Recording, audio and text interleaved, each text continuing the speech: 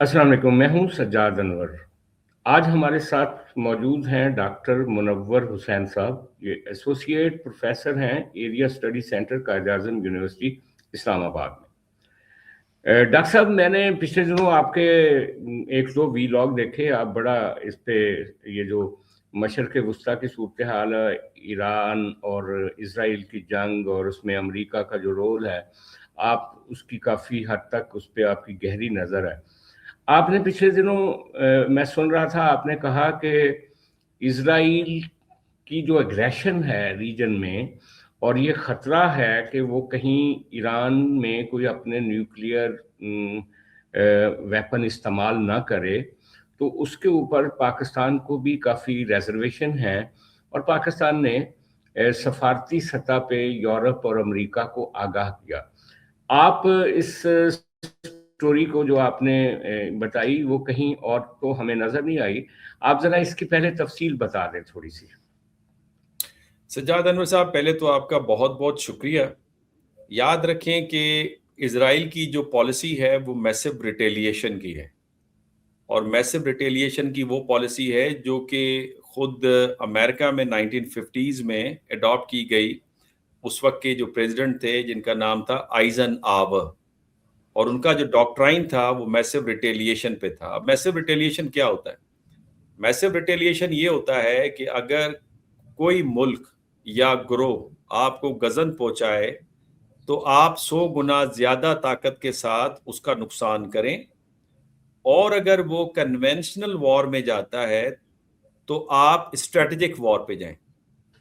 Because Israel जो है उसके पास स्ट्रेटेजिक डेप्थ नहीं है और स्ट्रेटेजिकली वल्नरेबल है। एक छोटी सी पट्टी है, और किसी वक्त में तिल अवीव की जो पट्टी थी वो 9 किलोमीटर से ज्यादा नहीं थी।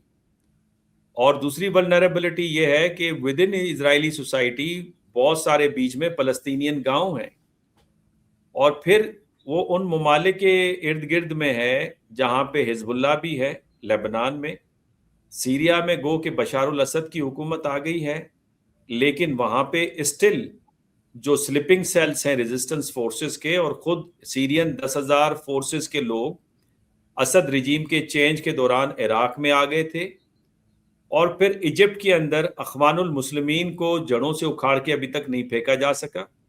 खुद गजा के अंदर जो हमास है उसको डीवेपनाइज नहीं किया जा सका। इराक के अंदर हशद शेबी और हिजबुल्लाह का चैप्टर, और फिर थोड़ा दूर जाके यमन में अंसारुल्लाह। ये तो वो चीजें हैं जो कि हमारे सामने सरफेस पे आ रही हैं, लेकिन इसके अलावा भी बहुत सारे ऐसे मौरकात हैं जो कि इजराइल की वल्नरेबिलिटी में इजाफा कर देते हैं। और फिर यकीनन जितने भी ममालिक हैं गो के हुकूमती सतह पे वो इजराइल के साथ गठजोड़ में हों या अंडर द कारपेट उनके कॉन्टेक्ट्स हों, जो कि जिसके एविडेंसेस हमारे सामने बिल्कुल वाजे हैं। और कुछ अरब ममालिक ने तो इब्राहिम अकार्ड का हिस्सा बनते हुए इजराइल को रिकॉग्नाइज भी किया। लेकिन क्या कहना उनकी आवाम का कि क्या वो भी यही चाहते हैं जो उनकी हुकूमतें चाहती हैं, या गजा सिचुएशन के बाद या जो अमेरिकन पावर बेस्ड पॉलिसी है या इजराइल की जो इंटरवेंशनिस्ट पॉलिसी है, और फिर ग्रेटर इजराइल का जो ख्वाब है जिसको इरिट्स इजराइल कहा जाता है, जोशवा किताब के बेस के ऊपर, मजहबी अकीदे के ऊपर, उस सूरत में क्या वो लोग उनके साथ हैं? तो मेरा ख्याल है कि इजराइल को ये हसासियत है कि उनकी सिक्योरिटी नहीं महफूज रहेगी जब तक कि वो मैसिव रिटेलिएशन करते हुए ये सिग्नलिंग न दें कि अगर आप हमारा एक मारेंगे तो हम आपका 100 मारेंगे, अगर आप टेक्टिकल वॉर करेंगे तो हम आपके साथ कन्वेंशनल वॉर करेंगे, अगर आप कन्वेंशनल वॉर करेंगे तो हम आपके साथ स्ट्रेटेजिक वॉर करेंगे। क्या जरूरत पेश आई कि अल जजीरा सवाल करता है जनरल शरीफ DGISPR से कि क्या आपको खतरा है कि next target would be the Pakistan? तो जनरल शरीफ साहब का जो जवाब है, मेरा ख्याल है वो एम्पल एविडेंस है कि मामला किस तरफ जा रहे हैं, और सिग्नलिंग दी जाती है। न्यूक्लियर वेपन सज्जाद साहब इस्तेमाल करने के लिए नहीं होता, आपको नफसियाती तौर पे एक सिग्नलिंग देने के लिए होता है, और वो काफ़ी है। और लास्ट मेरा पॉइंट ये है कि जिस तरह के रात ताबड़तोड़ हमले ईरान की तरफ से हुए हैं, اور تقریباً 4 دنوں میں کوئی $400 بلین کا نقصان بتایا جا رہا ہے. 178 کنفرم امریکن کیجولیٹیز ہیں, 411 انجرڈ ہیں, 560 کی فگر IRGC دے رہا ہے. اسرائیل کے یروشلم میں فرسٹ ٹائم اٹیک ہوا ہے. ٹاپ جو وار کمانڈرز ہیں اور جنرلز ہیں ان کی ہلاکت کی خبریں کنفرم ہو چکی ہیں. نیتن یاہو کے ویئر اباؤٹ کا پتہ نہیں چل رہا اور اس کی جگہ آج پریزیڈنٹ اپیئر ہوا ہے. تو کہنے کا مقصد کہ یہ وہ سچویشن ہے, اور اگر اسی سچویشن میں حزب اللہ اور حماس بھی ٹوٹ پڑتے ہیں اور انصار اللہ اور حزب اللہ کا چیپٹر اور حشد شیبی بھی ٹوٹتے ہیں اسرائیل کے پاس, تو پھر ان کے پاس غالباً یہی آپشن ہوگا اگر اس سے پہلے ایران انہیں ٹارگیٹ کر کے ناپید نہیں کرتا. نہیں, لیکن یہ جو آپ نے کہا کہ جنرل شریف نے الجزیرہ سے بات کی, کیا اس میں کوئی ایسی سگنلنگ تھی جو آپ کے آرگومنٹ کو سپورٹ کرے کہ کوئی نیوکلیئر فلیش پوائنٹ بھی اس میں نظر آتا ہے اس لڑائی میں؟ دیکھیں, جب وہ سوال کرتے ہیں, جو کہ نفتالی بینٹ کے بیان کے بعد یہ سوال بنتا بھی تھا اور نیتن یاہو نے کئی بار اس کا تذکرہ خود بھی کیا ہے, وہ میڈیا کے اوپر ہے, ریکارڈ کے اوپر ہے, ڈکی چھپی بات نہیں ہے. اور پھر اس موقع پہ نریندرا مودی کا وہاں پہ جانا وہ بھی سمجھ میں آتا ہے.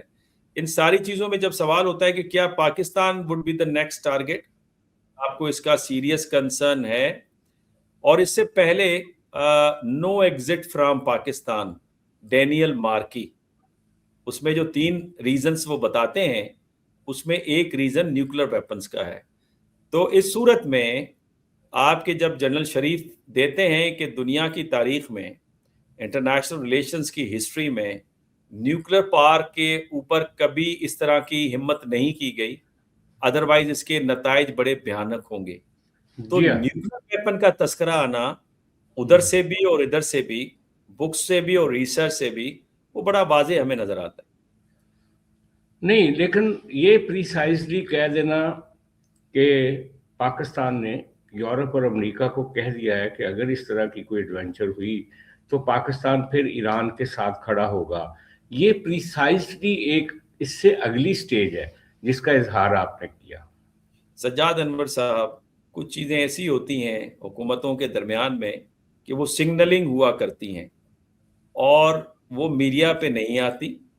وہ کلاسیفائڈ جب ڈاکومنٹس کو ڈی کلاسیفائی کیا جاتا ہے تو اس کے بعد چیزیں منظر عام پہ آتی ہیں. تو بہت ساری ایسی چیزیں, آپ کو کیا یہ معلوم ہے کہ بے نظیر کی جو اسیسینیشن تھی اس کے ساتھ جارڈینین ایک اسٹوری جڑی ہوئی ہے, کیا آج تک آپ کو پتہ ہے اس کا؟ تو کہنے کا مقصد یہ کہ بہت ساری چیزیں ہمارے سامنے منظر عام پہ نہیں آتی. اور دوسرا, آپ اور ہم ایز اے جرنلسٹ, آپ ایز اے ایکیڈیمیا سے ہم مختلف ڈاٹس کو کنیکٹ کر کے اس کو انٹرپریٹ کرنے کی کوشش کرتے ہیں. تو آپ کا ایک انالیسز ہے کہ اس طرح کی کوئی کمیونیکیشن ہوئی ہے جس کے نتیجے میں یورپ اور امریکہ کو تنبیہ کی گئی ہے کہ وہ اسرائیل کو اس سطح پہ جانے سے روکے. جی یقیناً, چونکہ اگر اسرائیل کا یہ ایکٹ ہوتا ہے جو کہ فرسٹریشن میں ہو بھی سکتا ہے, چونکہ اس وقت امریکہ کے اندر بھی فرسٹریشن نظر آ رہی ہے. آج کانگریس میں جو بند کمروں میں پینٹاگون کے آفیشل نے جو بیان دیا ہے, ایران سے ہمیں کوئی خطرہ نہیں تھا, اس جنگ کی کوئی ضرورت نہیں تھی, اور پھر اٹلی کے ساتھ جو رابطہ امریکہ کا ہوا ہے کہ بات چیت کے ذریعے جنگ کو رکوانے کی کوشش کریں, اور جس طرح کے امریکن سوسائٹی کیجولیٹی سینسٹیو ہے, آپ کو یاد ہوگا ویتنام وار میں ڈیڈی بیک سینڈروم تھا, اور اس صورت میں جب امریکہ پیچھے ہٹتا ہے تو اسرائیل کا سروائیول آپ کو لگتا ہے کہ تنہا وہ سروائیو کر پائے گا؟ اس صورت میں حتی الامکان اس آپشن کی طرف جا سکتا ہے جس کی پاسبلٹی جاتا ہے, اور اگر وہ خدا نخواستہ استعمال ہوتا ہے تو اس صورت میں خطہ یعنی انکلوڈنگ پاکستان اور انکلوڈنگ عرب ورلڈ وہ اس سے بہت شدید متاثر ہوں گے. اچھا ڈاکٹر صاحب, یہ بھی پہلے تو ہم ذرا مشرق وسطیٰ کو دیکھ لیتے ہیں کہ اس جنگ کا جو امپیکٹ آ رہا ہے آنے والے دنوں میں. جس طرح سے ایران نے دبئی پہ اٹیکس کیے ہیں, سعودی عرب میں کیے ہیں, کویت میں کیے ہیں, بحرین میں کیے ہیں اور قطر میں کیے ہیں, اس کے نتیجے میں جو عرب لیگ ہے اس نے ایک ایرانی ایران کے ان ایکشنز کو ان کی مذمت بھی کی گئی ہے. پاکستان نے بھی مذمت کی ہے ایک طرح سے ایران کے ان ایکشنز کی.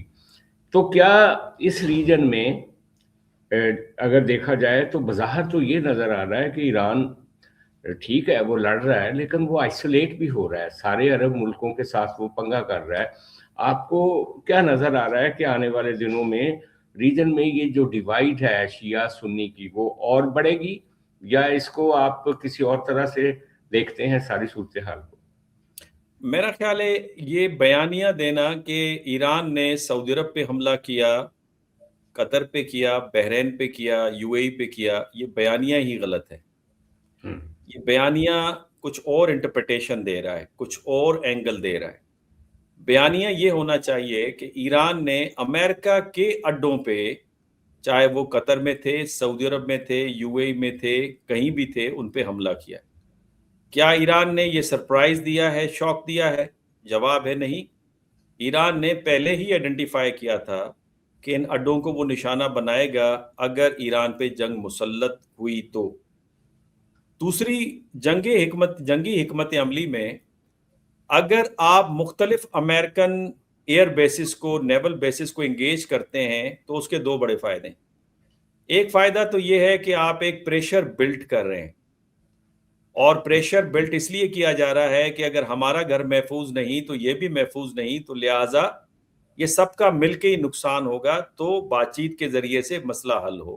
انفیکٹ جنگوں کا جو اختتام ہوتا ہے وہ پولیٹیکل نیگوسیشن سے ہی ہوتا ہے, لیکن جنگیں اس لیے ہوتی ہیں کہ نیگوسیشن کی ٹیبل پہ اپر ہینڈ کس کا ہوگا, پہلی بات. دوسرا یہ کہ امریکن جو آکسیجن اور ریسورسز ہیں ان کو ایگزاسٹ کیا جائے, اور جو یہ ممبر ممالک جو فیسیلیٹیٹ کرتے رہے ہیں امریکہ کو ایران کے خلاف, وہ سفوکیٹ ہوں اور انہیں پتہ چلے کہ ان کی یہ غلط پالیسیز تھی. اور اس میں ایران کامیاب بھی نظر آتا ہے جب سعودی آفیشل جی سی سی کی میٹنگ میں یہ بتاتا ہے کہ ہم نے امریکہ کو بارہا فیسیلیٹیٹ کیا, اپنے اندر اڈے بنانے دیے, لیکن جب دفاع کا معاملہ آتا ہے تو وہ اسرائیل کو پروٹیکٹ کرتا ہے اور ہمیں تنہا چھوڑ دیتا ہے ایرانی میزائلوں کے آگے. تو ایران کی پالیسی آپ کو کامیاب نظر آتی ہے. اس کا تیسرا پہلو یہ ہے کہ جتنا آپ جنگ کو پھیلائیں گے اتنا مشکل ہوگا امریکہ کے لیے اسے ڈیفینڈ کرنا. پریزیڈنٹ ٹرمپ کی جو اسٹریٹجی تھی وہ یہ کہ شارٹ وار کرے, میجر انجری انفلکٹ کرے, اور مجبور کرے کہ ایران کے اندر ڈومیسٹک تبدیلی آئے, اور اس تبدیلی سے جو سپلائی لائن ہے اور وہ راستہ جو چائنا کا ہے ویسٹ ایشیا کا, اسے سیویئر کر دے. لیکن اب اس کے نتیجے میں جو ہوا ہے وہ یہ ہوا ہے کہ ڈومیسٹک پالیٹکس میں پبلک اوپینین آؤٹ آف 4 کہتے ہیں کہ یہ جنگ لازمی نہیں تھی. اس کے علاوہ 53% کہتے ہیں کہ آپ کی اکانومی اچھا پرفارم نہیں کر رہی. آپ کے اپوزیشن میں سینڈی برنر جیسے لوگ اس وقت ریزولوشن موو کر رہے ہیں کہ وار ایکٹ اور امینڈمنٹ کے بعد یہ حق سینٹ کا تھا, نہ کہ پریزیڈنٹ ٹرمپ کا تھا کہ وہ وار کو سٹارٹ کرتے. اور پھر جو سب سے بڑی بات ہے, جو پبلک اوپینین ہے اور اینٹائی امریکنزم ہے, اس کا پوری دنیا میں رائز کرنا اس جنگ کے بعد اور اس سے پہلے غزہ کے بعد, یہ بڑے سیریس کنسیکوینسز ہیں. اور لاسٹ پوائنٹ یہ کہ چائنا اور رشیا جو کہ ٹریپ میں لانا چاہ رہے تھے امریکہ کو, اور پرسنل انسٹنکٹ کی بنیاد پہ پریزیڈنٹ ٹرمپ اس ٹریپ میں پھنسے ہیں. ان کا پرپز یہی تھا کہ اتنی انجری انفلکٹ کی جائے امریکہ کو کہ وہ نیکسٹ وار کے لیے تیار نہ ہو. یوکرین اور تائیوان آسان میدان ثابت ہوں ان دونوں میجر پاورز کے لیے. نہیں, لیکن یہ جو سعودی عرب کی ریفائنری پہ اٹیک ہوا ہے خاص طور پہ, وہ بڑا عجیب ہے. پھر اس کے ساتھ ہی ساتھ کراؤن پلازا کویت میں ایک جگہ, ایک ہوٹل تھا, وہاں اٹیک ہوا ہے. اسی طرح دبئی میں ایک ہوٹل پہ اٹیک ہوا ہے. وہ کوئی اڈے تو نہیں تھے, یہ تو ایک طرح سے شہری فیسلٹی تھی, ایک سیوک ایریا تھا جہاں پہ انہوں نے اٹیک کیے. یا جیسے سعودی عرب کی وہ جو آئل ریفائنری ہے وہ ایک بزنس اسپاٹ تھا, وہ پاکستان کے لیے آئل لوڈ ہو رہا تھا, وہاں پہ بھی اٹیک ہوا. سجاد صاحب, جو آئل ریفائنری پہ حملہ ہے اس کی تردید آ گئی ہے. فارن منسٹر آف ایران عباس عراقچی نے کہہ دیا ہے کہ ہماری طرف سے اٹیک نہیں ہوا, یہ اسرائیل نے اٹیک کیا ہے. اور یہ آرگیومنٹ اس لیے اسٹرانگ نظر آتا ہے کہ جو واشنگٹن پوسٹ نے MBS کے حوالے سے یہ خبر پرنٹ کی کہ ایک ہفتے میں 4 دفعہ پریزیڈنٹ ٹرمپ کے ساتھ بات چیت کر کے انہوں نے پریشر کیا کہ ایران کے خلاف وار میں جائیں، جس کی تردید اب سعودیہ کا سفارت خانہ جو امریکہ میں اس نے کر دی ہے، اس سے یہ معلوم ہوتا ہے کہ جو میکیاویلین پالیٹکس ہے وہ بڑے واضح انداز سے اس ریجن کے اندر نظر آ رہی ہے. اور میکیاویلین پالیٹکس میں کننگ ڈپلومیسی، ڈسپشن اور امورل یوز آف پاور اور ایکسیسو یوز آف پاور، یہ 4 اس کے کی ایلیمنٹس ہیں. اور یہی آپ کو نظر آتی ہے کہ ڈپلومیسی ہوتی ہے، اٹیک ہوتا ہے. بات چیت چل رہی تھی، قاسم سلیمانی پہ اٹیک ہوا.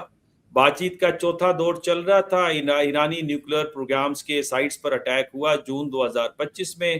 بات چیت کے چوتھے دور کا اعلان ہوا، مارکو روبیو صاحب نے کہا میں فلائی کرنے لگا ہوں، اور ایران کے سپریم لیڈر کو شہید کر دیا گیا یا اسیسینیٹ کر دیا گیا.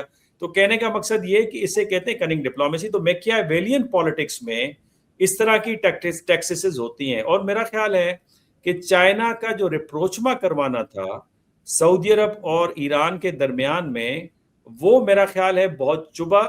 اور چونکہ گریٹر اسرائیل میں مسئلہ 4 ممالک کا ہے، ایک سعودی عرب جو کہ بڑا ملک ہے اور باقی عرب ممالک کی کوئی بظاہر کوئی حیثیت نہیں ہے، ملیٹریلی ان کی پاپولیشن وائز ان کی GDP بھی کوئی خاص نہیں ہے آپ کے.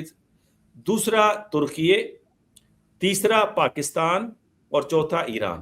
تو لہٰذا ان کے درمیان میں رفٹ قائم کرنا انتہائی ضروری ہے اگر آپ نے گریٹر اسرائیل کو یا امریکن انفلوئنس کو ریجن میں ریٹین کرنا ہے. اچھا ڈاکٹر صاحب، کوئکلی میں ایک آخری سوال پوچھوں گا آپ سے کہ ہم نے بڑا شور سنا تھا کہ اس جنگ میں، یہ جو اکتوبر کی جنگ ہوئی تھی ایران اور اسرائیل کی، اس کے بعد سے لے کر اب تک ہم نے یہ سنا تھا کہ چائنا اس دفعہ خاموش نہیں رہے گا، رشیا اس دفعہ خاموش نہیں رہے گا، اس ریجن میں ون وے امریکی ٹریفک نہیں چلے گی، ایک نئی ریزسٹنس آئے گی.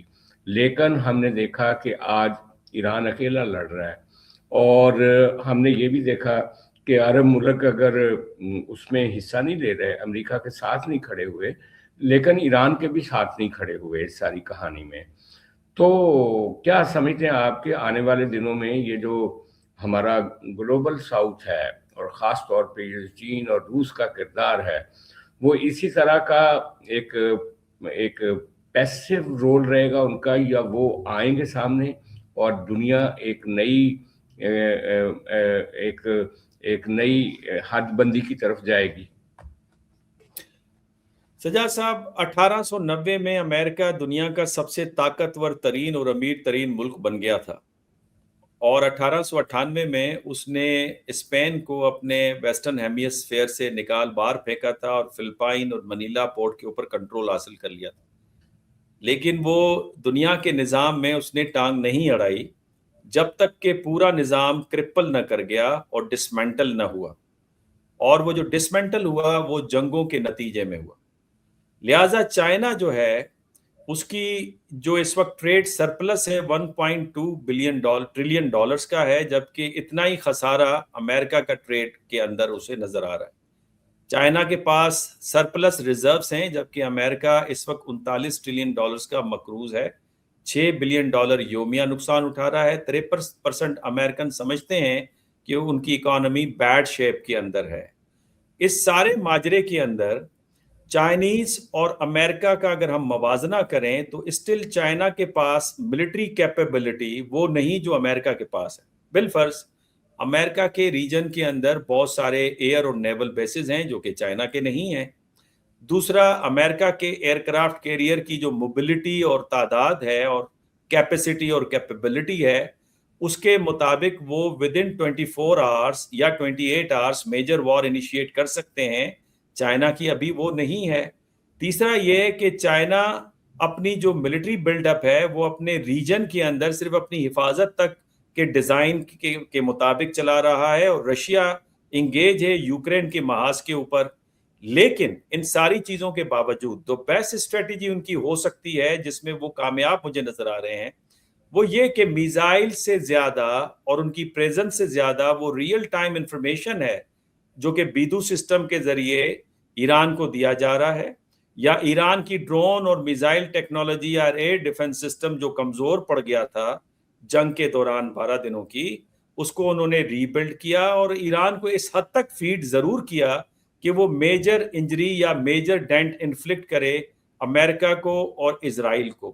لہٰذا جو پرسیشن اسٹرائکس ہیں ایران کی، جو فرسٹ ٹائم جیروشلم پہ ہوئی ہیں، جن میں ان کی وار کیبنٹ بھی ٹارگٹ ہوئی ہے، اور جس میں ارلی وارننگ ریڈار سسٹم امریکہ کا ٹارگٹ ہوا ہے، وہ اس انفارمیشن کی بنیاد پر یا اس فیسلٹی کی بنیاد پہ ہے، اور یہی اس وقت وہ کر سکتے ہیں۔ اور پاکستان انڈیا جنگ میں بھی چائنا کا یہی کردار تھا، لیکن ونس یہ پورا نظام جو کہ رپچر ہوا ہے اور جنگ کے باعث اگر یہ ڈسمنٹل ہوتا ہے، تو پھر آپ ان ممالک کو 3 سے 4 سالوں پہ سرفیس میں دیکھیں گے، پاور ہیرارکی دوبارہ بنے گی اور ایک نئے خد و خال آپ کو نظر آئیں گے۔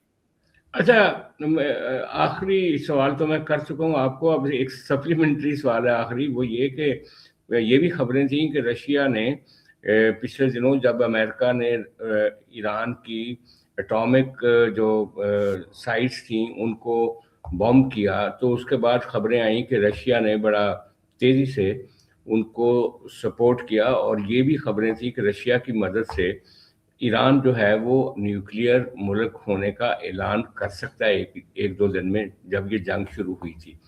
تو اس صورتحال کو آپ کیسے دیکھتے ہیں؟ دیکھیں، یہ بازاری خبریں تو ہیں، لیکن اس میں ہمارے پاس کوئی ایتھینٹک ڈیٹا نہیں ہے۔ البتہ جو ویسٹ کے ریسرچرز ہیں ان کا خیال یہ ہے کہ نیوکلر جو ایڈوانس ٹیکنالوجی کا جو استعمال ہے، جو نیوکلر بم بنانے سے زیادہ ایڈوانسڈ ہے، اس کا استعمال ایران کر رہا ہے۔ اور اگر آپ اگلی سٹیج کو استعمال کر رہے ہیں یا وہ سٹیج آپ نے حاصل کر لی ہے، تو نیوکلر بم بنانا آپ کے لیے مشکل نہیں ہے۔